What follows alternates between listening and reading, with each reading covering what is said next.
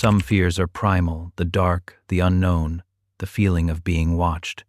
But the worst fear is the one that starts as nothing, as coincidence, and slowly reveals itself to be something far more deliberate. This is a story about windows, about the illusion of privacy, and about the man who never stopped watching. I moved into apartment 2A in downtown Seattle last October, and I remember feeling lucky. After months of searching, I'd finally found a studio I could actually afford on my barista salary. Sure, the building was old, built in the 1962, with radiators that clanked and floors that creaked, but it had character. My window faced east, overlooking a narrow alley barely 15 feet wide. Across from me was another apartment building, identical in age and design, with windows that lined up almost perfectly with mine. The first time I looked out, I saw him. Just a man, middle-aged, maybe in his late 40s, wearing a gray hoodie. He was standing in his living room, watching what I assumed was a television just out of view. I gave it no thought. In a city, you see into people's lives all the time. It's just part of apartment living. But over the next few weeks, I started noticing a pattern. Every time I glanced out my window, morning, afternoon, evening, middle of the night, he was there, always in that gray hoodie, always standing in almost the exact same spot. At first, I rationalized it. Maybe he worked from home. Maybe he had insomnia like I did. Maybe we just happened to be on similar schedules.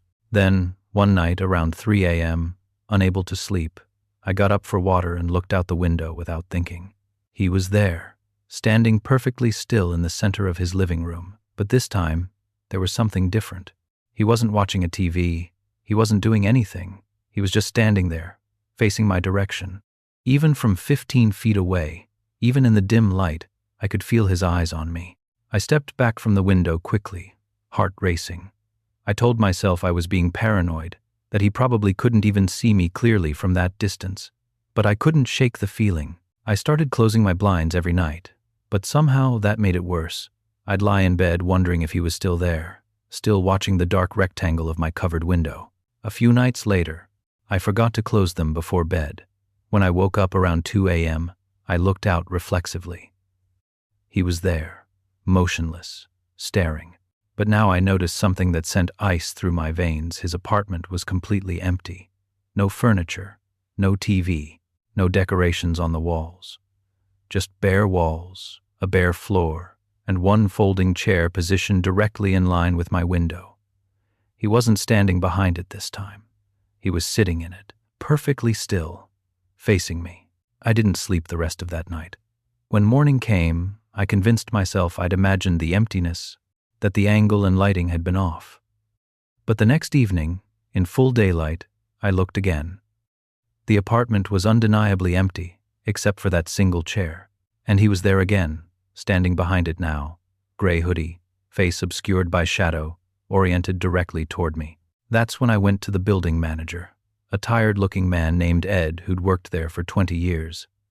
I explained the situation, trying not to sound crazy. I told him about the man across the alley, about the empty apartment, about the constant watching. Ed looked confused. He pulled up his records on an old computer and frowned. "Apartment 3B has been vacant for 6 months, he said. "We've been having trouble renting it. Plumbing issues." I insisted someone was there. I'd seen him dozens of times. Ed, to his credit, didn't dismiss me. He grabbed his keys and we walked over to the other building. When he unlocked apartment 3B and pushed the door open, my stomach dropped. The apartment was completely empty. Dust covered every surface, thick, undisturbed dust that clearly hadn't been touched in months. The windows were filthy. But in the center of the living room, there were 2 distinct shoe prints in the dust, and a perfect circular impression where something round and heavy like the legs of a folding chair had been placed. Ed went pale. He pulled out his phone immediately and called the police. They arrived within 20 minutes, 2 officers who took statements and examined the apartment. They found evidence that someone had been breaking in through the fire escape window, which had been forced open multiple times. Scratches on the frame, fresh marks on the old metal ladder, but no fingerprints, no DNA, no identifying evidence. The officers told me to call immediately if I saw anything else. They'd increase patrols in the area. Ed offered to let me break my lease without penalty, and I accepted immediately. I started packing that night, but before I left, I examined my own apartment more carefully. And that's when I found them scratches on the outside of my windowsill, thin and deliberate, like someone had used a nail or a knife to carve letters. They were small, almost invisible unless you knew to look for them. I had to lean out the window to read them properly. They said, "I see you too." The police said it was impossible. The buildings were 15 feet apart. There was no way someone could reach from one window to the other without a ladder, and there was no evidence of that. But the scratches were there, fresh, carved from the outside. I left 3 days later. I didn't tell anyone where I was moving. I deleted my social media.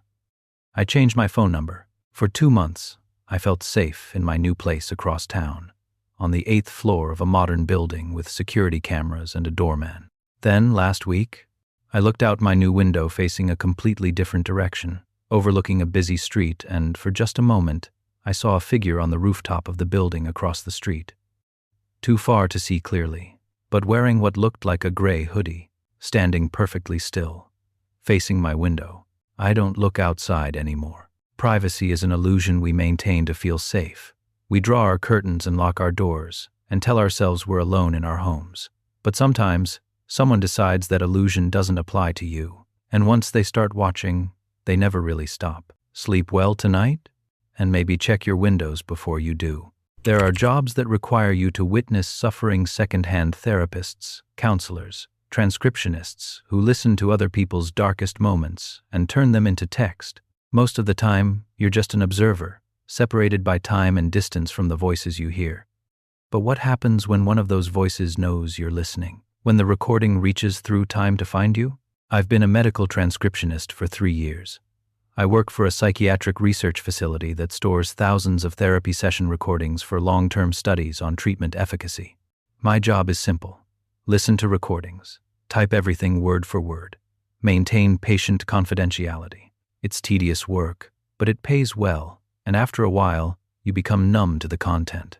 Depression, anxiety, trauma, you hear it all, and you learn to compartmentalize. Last month, my supervisor assigned me a special project. The facility was digitizing old archives from studies conducted in the 1980 seconds, back when everything was recorded on analog tape. The audio quality was poor, lots of static, distortion, tape warble, but the content was straightforward. Standard cognitive behavioral therapy sessions, nothing unusual. The batch assigned to me was from Study 17C, a trial examining something called precognitive anxiety patterns in patients with severe PTSD. I'd never heard of that specific condition, but I didn't think much of it. I started with patient 01 and worked my way through chronologically.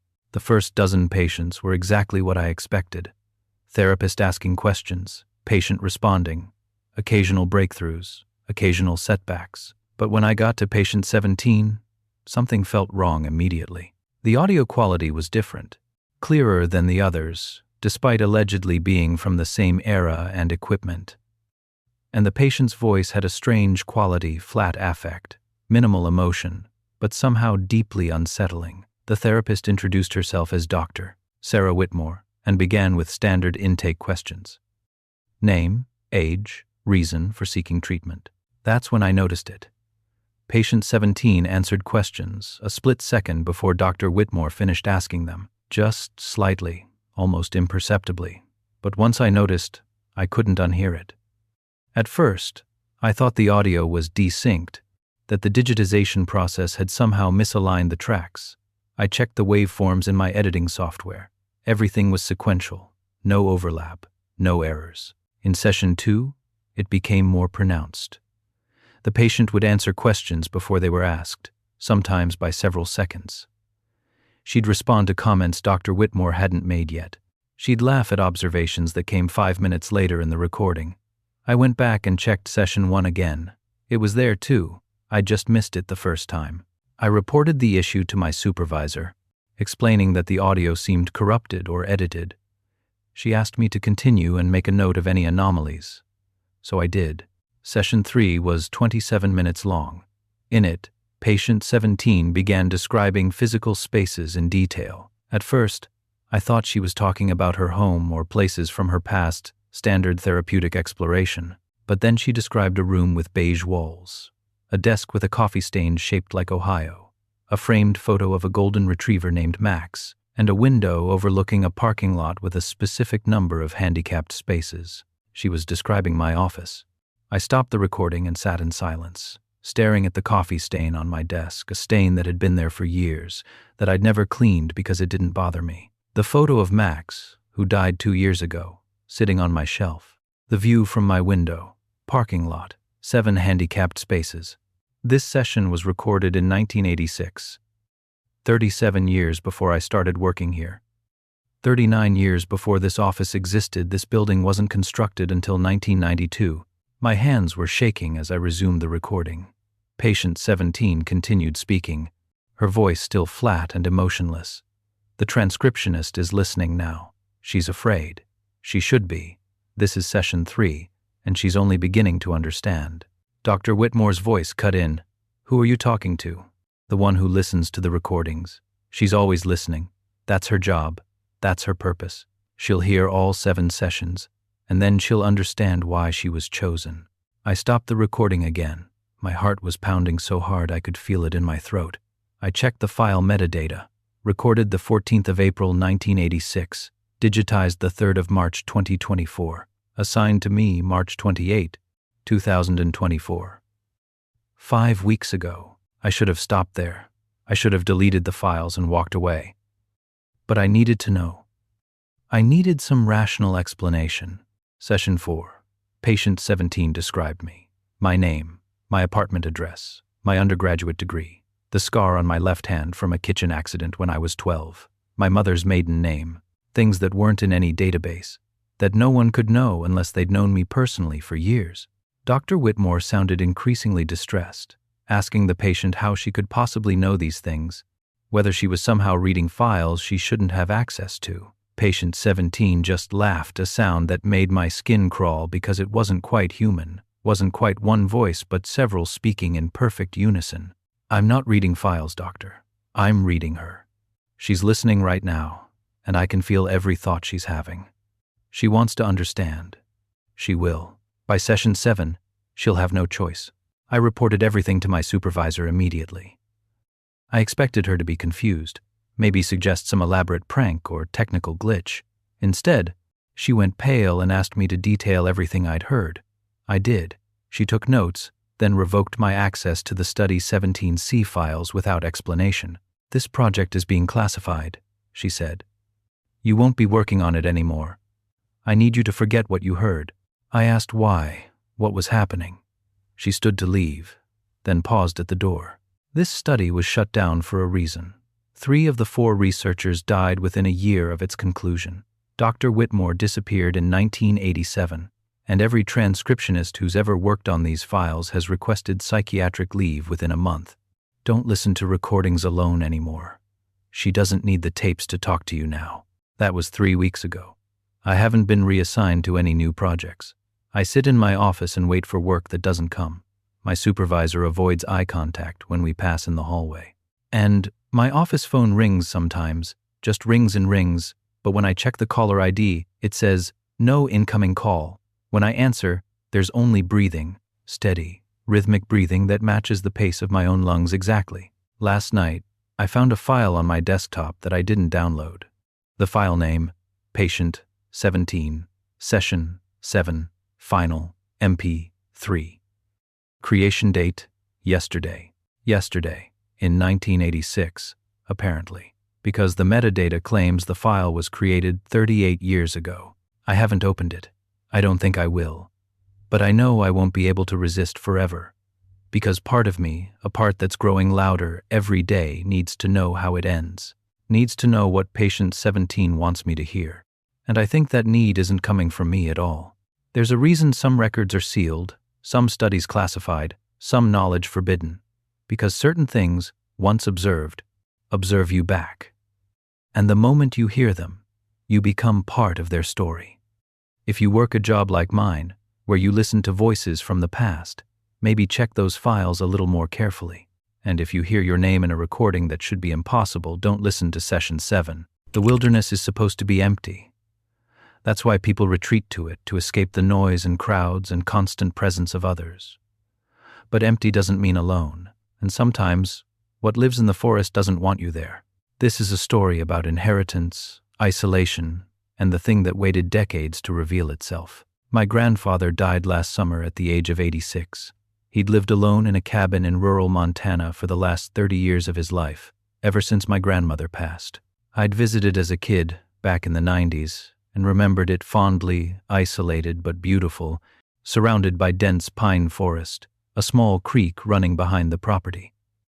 He'd been a true outdoorsman, hunting and fishing until his body couldn't manage it anymore. In his will, he left the cabin to me. I was his only grandchild, and I think he knew I needed a change. I'd been burnt out from my tech job in Seattle, drowning in anxiety and insomnia. The idea of spending a few weeks alone in the Montana wilderness, fixing up the old cabin and clearing my head, sounded perfect. I drove out in early October, when the aspens were turning gold and the air had that sharp, cold clarity of early autumn. The cabin was exactly as I remembered: small, sturdy, a single room with a loft, propane stove, no electricity. My grandfather had installed solar panels a few years back for lights and a small refrigerator, but otherwise, it was rustic living. The first thing I noticed, though, was the trail camera. It was mounted on a pine tree about 50 yards from the front door, pointed directly at the cabin. I didn't remember it from childhood, but it made sense. My grandfather would have wanted to monitor wildlife, maybe catch deer movements or identify what was raiding his trash. I took it down to check the SD card, curious what the camera had captured over the years. There were thousands of photos. I scrolled through them on my laptop that night by lantern light. Most were exactly what you'd expect: deer, elk, a black bear in summer, turkeys, even a mountain lion once. And my grandfather, of course, coming and going, carrying firewood, walking to his truck, sitting on the porch. But then I found photos dated after his death. The timestamps showed images from July, August, September, months after his funeral. My first thought was that the camera's clock was wrong, that these were older photos, mislabeled by a dead battery reset. But the foliage matched the seasons. These were recent. They showed the cabin door opening and closing, lights turning on inside, visible through the windows, shadows moving past the glass. But no people, no vehicles in any of the shots, no explanation for how the door was opening or who was inside. I felt a chill run through me despite the warmth of the propane heater. I told myself there had to be a logical explanation. Maybe the executor of the estate had visited. Maybe local kids used it as a hangout. Maybe squatters had found their way in. Then I found the night photos. The camera had infrared night vision, capturing black and white images when motion was detected after dark. In dozens of photos spanning several months, there was a figure at the edge of the frame, tall, impossibly tall, at least 7 or 8 feet, thin, with proportions that weren't quite right, arms too long, torso too narrow, head tilted at an angle that made my stomach turn. Each night, over weeks and months, it appeared closer to the cabin.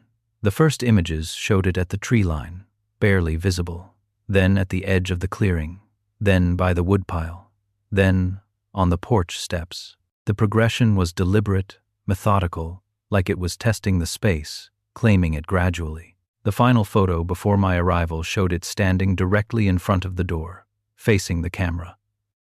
Close enough that details were visible, and those details were wrong in ways I couldn't articulate. It wasn't a bear on hind legs. It wasn't a person in a costume. It was something else, something that looked almost human but fundamentally wasn't. I barely slept that night. I kept the lantern on, kept a hunting knife I'd found in my grandfather's things close by. I told myself I'd leave in the morning, that this was all too much. But when dawn came, I felt foolish. Cameras malfunction. Image artifacts happen. I'd been alone too long, letting my imagination run wild. But that night, I heard the footsteps. Heavy, deliberate footsteps on the wooden porch, pacing back and forth. The boards creaked under significant weight. I lay in the loft, frozen, listening for hours as something walked the perimeter of the cabin, over and over, never stopping, never pausing. When I finally found the courage to look out the window, I saw nothing. just darkness and trees. But the footsteps continued, unsynchronized with my movements. They were real. Something was out there. I didn't sleep. I waited for sunrise with my knife and my car keys, planning to leave immediately. When light finally came, I stepped outside carefully. There were muddy prints on the porch, large, elongated prints with too many toes, 5 on each foot, but arranged wrong, spread too wide. They circled the entire cabin.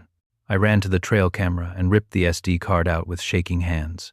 Back inside, I loaded the photos from the previous night. They showed me, inside the cabin, looking out the window, my face pale and frightened in the lantern light. And in every single photo, standing in the corner of the living room behind me, was that impossibly tall figure. Inside the cabin. While I'd been there, I left immediately. I didn't pack. I got in my car and drove until I hit cellular service, then called the sheriff's office. I told them someone had broken into my grandfather's cabin, that I'd felt threatened. They said they'd send someone to check it out. I never went back. A deputy called me 2 days later and said the cabin was empty, no signs of forced entry, no evidence of anything unusual except some strange footprints that were probably just bear tracks misidentified due to mud distortion. He suggested I'd been spooked by wildlife and isolation. I didn't argue. I've tried to sell the property. 3 separate buyers have made offers, visited the cabin for inspections, then backed out without explanation. When I press their realtors for reasons, they give vague excuses about getting a bad feeling or deciding rural life isn't for them. But none of them will tell me what they actually saw or experienced. The cabin is still there. The trail camera is probably still there too, unless someone took it down. I wonder sometimes what it's capturing now, how close the figure gets, whether it's still waiting or whether it's moved inside permanently, making the space its own. My grandfather lived there for 30 years. I wonder if he knew, if that's why he stayed alone, why he never invited anyone to visit in his final years. If he was keeping something contained, and I broke that seal just by leaving. I don't go to Montana anymore. And when I see forests now, dense and dark and seemingly empty, I remember those photos. I remember that something can watch you for years, patient and methodical, waiting for the right moment to reveal itself. And sometimes, inheritance comes with a cost. The wilderness isn't empty. It's full of life that was there long before us, that will be there long after. And some of that life doesn't fit into our understanding of the natural world. If you inherit a place deep in the woods, maybe ask why it was left to you. And if you find a trail camera pointed at the house instead of away from it, maybe don't check what it's been recording. We sign contracts all the time without reading the fine print. Terms of service, employment agreements, user licenses, we click accept and move on with our lives.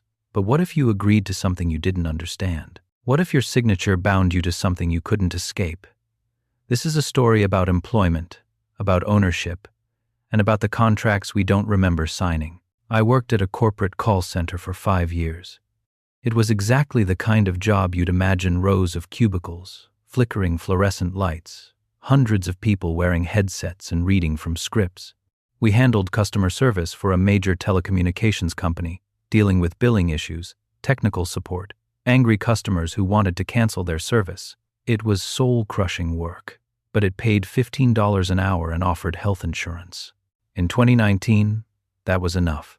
The company was called Integral Services, though we weren't supposed to tell customers that. We were always supposed to identify ourselves as representatives of whatever company's calls we were handling. I worked the afternoon shift, 2 p.m. to 10 p.m., 5 days a week. My cubicle was in row G, station 47. I knew every inch of that space, the coffee stain on the desk, the way the chair squeaked, the flickering monitor that IT never fixed. But last January, I got a job offer from a different company.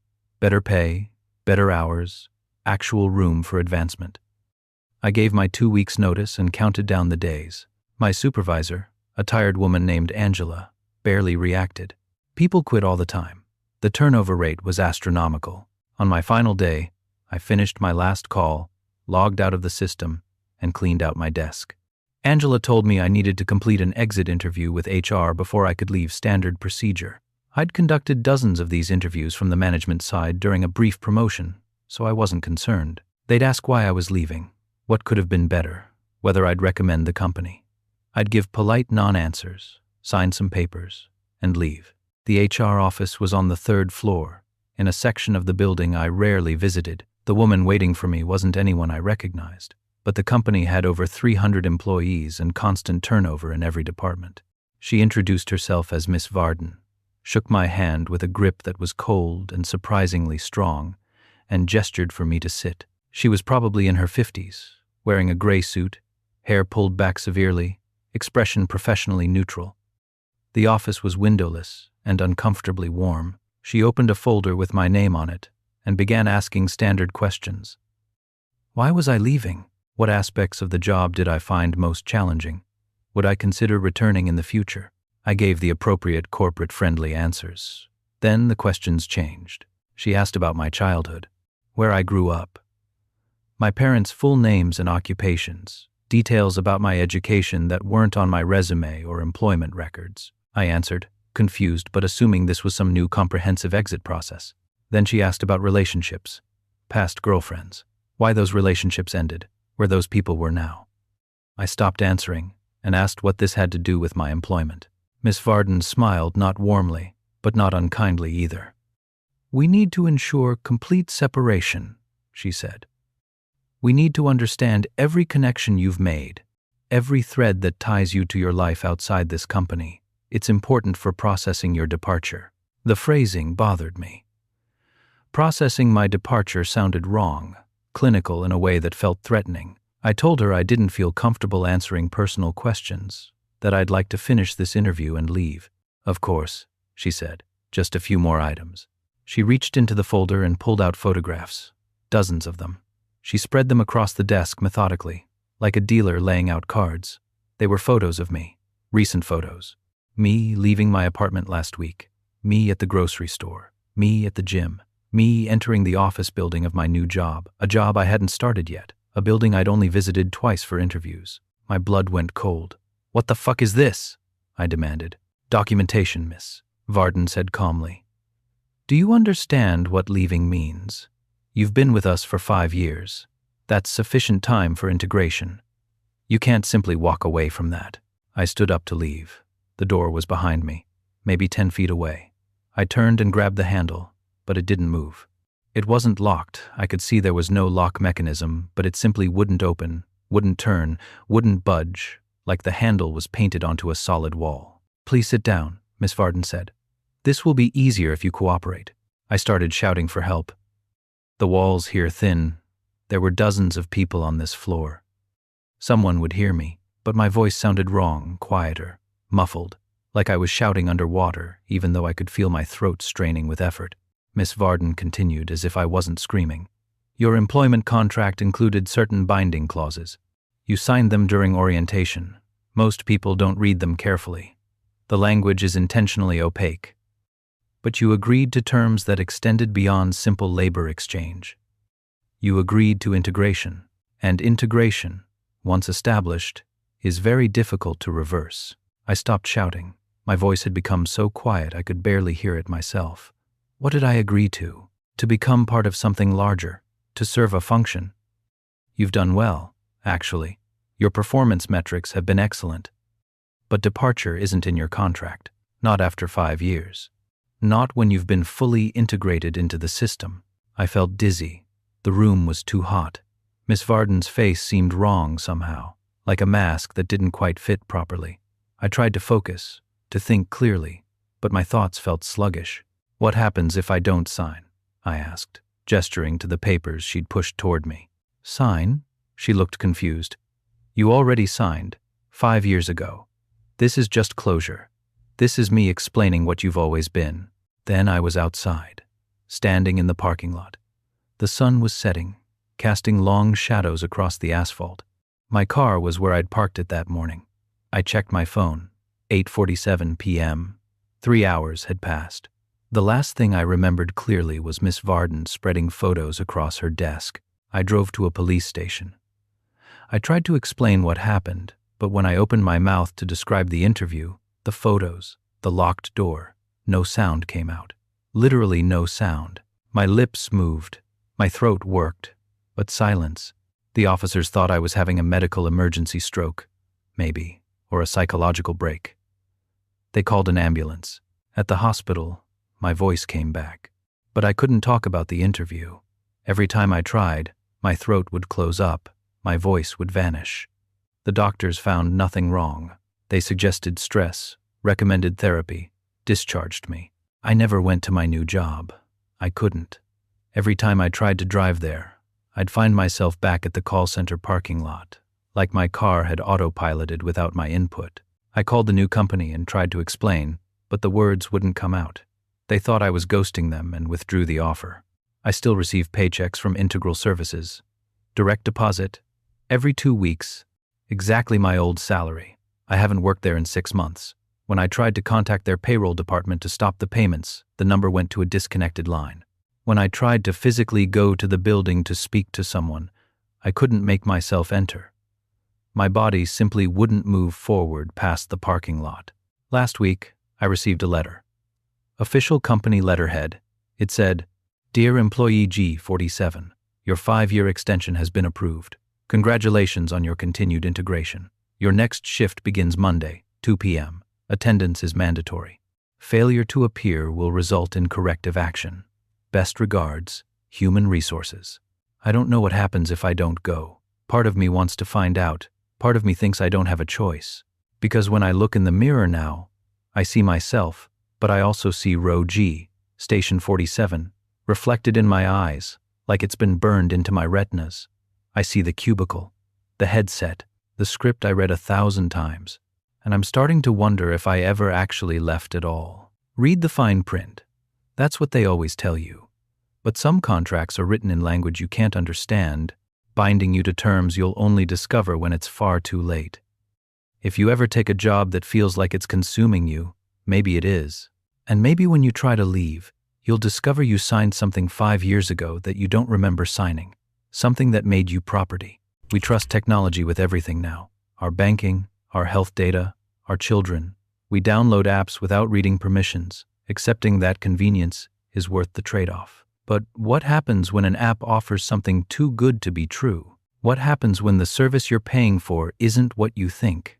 This is a story about childcare, surveillance, and the woman who was never really there. My sister Sarah became a single mother when her daughter Emma was 2 years old. Her ex-husband moved across the country and sent child support checks that barely covered groceries. Sarah worked as a nurse, pulling double shifts just to keep their apartment and put food on the table. Childcare was the biggest expense, good daycares cost more than rent, and babysitters charged $20 an hour. She was drowning financially. Last summer, she called me excited about an app she'd discovered called Watchover. It was a childcare service that connected parents with vetted babysitters for a fraction of the normal cost, $5 an hour. The sitters were background checked, reviewed by other parents, and the app included real-time video monitoring, so you could check on your child anytime from your phone. I was skeptical.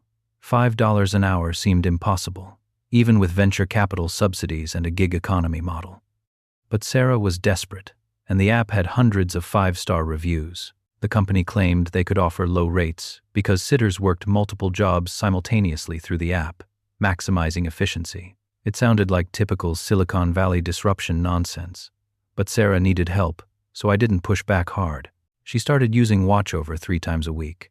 The same sitter, a woman named Claire, was assigned to her through the app's matching algorithm. Claire's profile showed a kind-looking woman in her 40s, with years of childcare experience and glowing reviews. Sarah would leave for her evening shifts at the hospital, and Claire would arrive within minutes. Emma seemed happy. There were never any problems. The app's video monitoring was impressive. Sarah could watch a live feed from her phone during breaks at work. She'd see Emma playing, Claire reading to her, both of them sitting on the couch watching cartoons. Everything looked perfect. But after a month, Emma started saying things. Strange things. She mentioned conversations with Claire about topics Sarah had never discussed with her, complex things about death, about what happens when people disappear, about staying quiet and being good. When Sarah asked what games they played, Emma would describe activities with oddly specific rules. sitting perfectly still for 30 minutes, whispering instead of talking, pretending mommy wasn't real. Sarah checked the app's video recordings. Nothing matched what Emma described. The footage showed normal interactions, reading books, coloring, playing with toys, no strange conversations, no weird games. Emma must have been confused, mixing up reality with imagination the way 4-year-olds do. But then Emma said something that made Sarah's blood run cold. "Claire says I shouldn't tell you about the other children, the ones who watch from the corner." Sarah demanded details. Emma became distant, almost robotic, her voice flat. "Claire says it's a secret. Claire says you wouldn't understand. Claire says I'm special." That night, Sarah decided to come home early without warning. She didn't tell Emma, didn't notify the app. She just left work mid-shift and drove home, arriving 2 hours before Claire's scheduled end time. When Sarah opened the apartment door, Emma was sitting alone in the living room, perfectly still. Staring at the wall, the TV was off. No toys were out. Emma didn't react to the door opening, didn't turn around, didn't acknowledge her mother's presence. "Emma?" Sarah said. "Nothing." She walked around to face her daughter. Emma's eyes were open but unfocused, staring through Sarah like she wasn't there. Sarah grabbed her phone and opened the WatchOver app. The live feed showed her living room.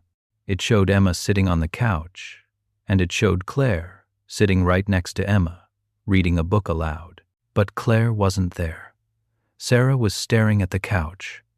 Emma was alone. The app showed 2 people, but only one existed. Sarah shook Emma gently. Her daughter blinked, focused, and suddenly burst into tears, like she'd been somewhere far away and just snapped back. She clung to Sarah, sobbing, unable to explain what had happened. Sarah deleted the app immediately. She called the police, trying to explain that someone had been in her home, that the app was showing things that weren't real, that her daughter had been drugged or hypnotized or something. The officers came, took a report, checked the apartment. No signs of forced entry, no evidence anyone had been there except Sarah and Emma. They told her to contact the app's customer service if she had concerns about a sitter. They left. Sarah tried to contact WatchOver. The customer service number went to a disconnected line. The email bounced back. When she checked the App Store to leave a warning review, the app was gone, completely removed. No trace of it existing. She checked her bank statements. The payments to WatchOver showed up, but when she tried to trace the transactions, the accounts they'd been sent to didn't exist. The bank's fraud department was baffled. The money had gone somewhere, but they couldn't track where. But the worst part was the video files. Sarah had downloaded dozens of hours of recordings to her phone, wanting to review them after Emma's strange comments. She watched them again, closely, looking for anything she'd missed. Every single video showed Claire with Emma, playing, reading, feeding her, putting her to bed. Normal babysitter activities. But Sarah had been home for several of these recordings. She'd been in the apartment, in the other room, while the app showed Claire there. In one video, dated 3 weeks earlier, the camera clearly showed Claire and Emma in the living room, playing with blocks. Sarah remembered that night. She'd been home. She'd been in the living room with Emma. The app had been recording the entire time, and the footage showed Claire there, interacting with Emma, while Sarah, who was actually there, didn't appear on camera at all. She took Emma to a therapist. Sessions had been ongoing for months now. The therapist says Emma is processing trauma through an imaginary friend named Claire. That it's normal. That children create coping mechanisms for stress and change. That she'll grow out of it. But Sarah knows better. Because Emma still draws pictures of Claire. Dozens of them. And the woman in the drawings looks exactly like the woman from the app profile, a profile that shouldn't exist anymore, from an app that was never real. And sometimes, late at night, they both hear it. A woman's voice, soft and melodic, singing lullabies in Emma's room. When Sarah runs in, the room is empty. But Emma is always sitting up in bed, smiling, waving at the corner where nobody stands. When Sarah asks who she's waving to, Emma says, "Claire." She says she misses me. She says she'll see me soon. Sarah is moving next month. She won't tell anyone where. She's closed her social media, changed her phone number, withdrawn Emma from preschool. She's terrified the app will find them again. That Claire, whatever Claire is, will return.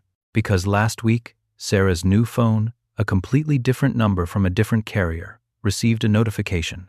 An app had been automatically installed, an app called Watchover. When she tried to delete it, it wouldn't uninstall. When she factory reset the phone, it was still there when the phone restarted, like it had always been there. The app opened itself. A message appeared. Claire has been assigned to Emma. Service resumes Monday. Thank you for choosing Watchover. Sarah threw the phone away. But she knows it won't matter, because Emma is already sitting by the window, waving at nothing, smiling at empty air, whispering to someone Sarah can't see. And in the reflection of the glass, just for a moment, Sarah saw her, Claire, standing behind Emma, hands on her daughter's shoulders, smiling back. We put our trust in technology because it promises to make life easier, safer, more convenient. But convenience always has a price. Sometimes that price is your data, sometimes it's your privacy, and sometimes it's something much more fundamental, something you can't get back once the transaction is complete. Be careful what apps you download. Be careful who you invite into your home, even digitally, because once you give something permission, it might not need your permission anymore.